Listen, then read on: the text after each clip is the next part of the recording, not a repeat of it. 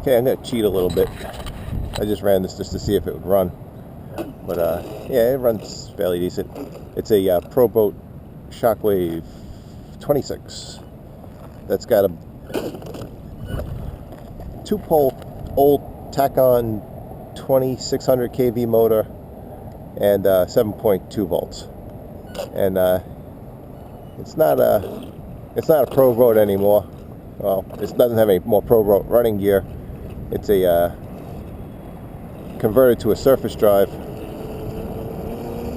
and works a lot better than it originally did, because I think it was a submerged drive where it was originally, but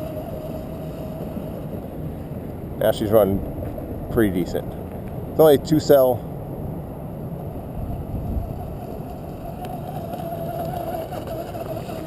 A little hairy.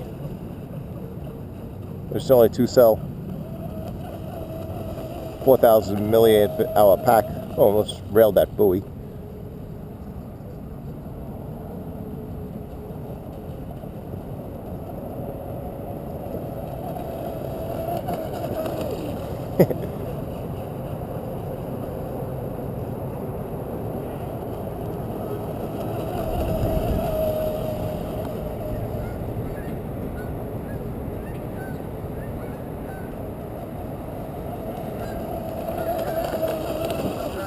The prop is an octura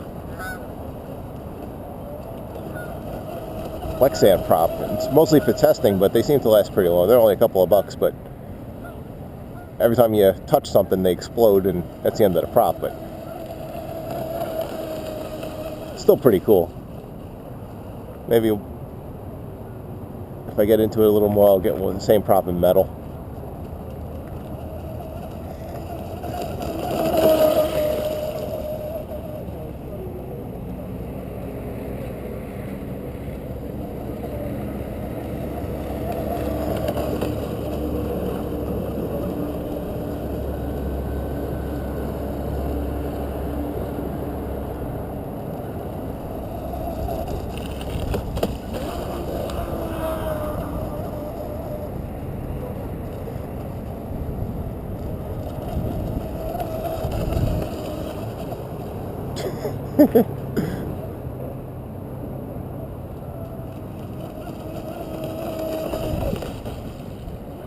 All the running gear is homemade.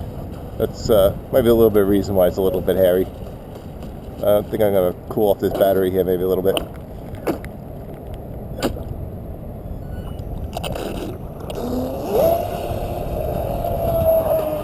Oh, you know what? I didn't really check that.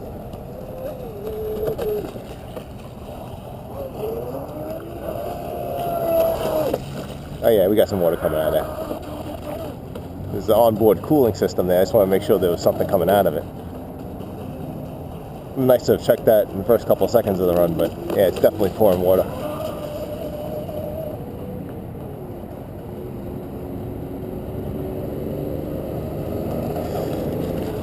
I'm hitting the brake like this brake.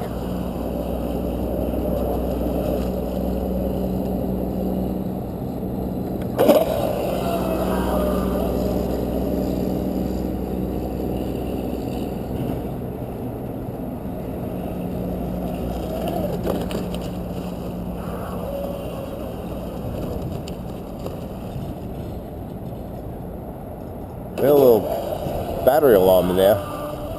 Not screaming yet. I haven't run this battery in a long time. I figured it would run for about 4 or 5 minutes.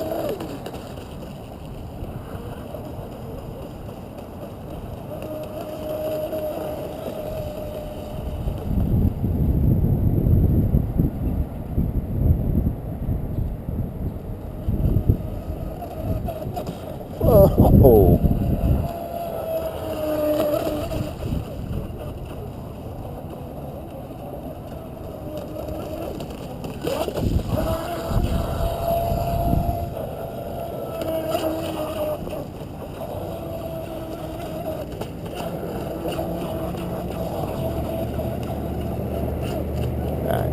That might be dropping off a little bit. Let me bring it in and show you the hardware, or lack thereof.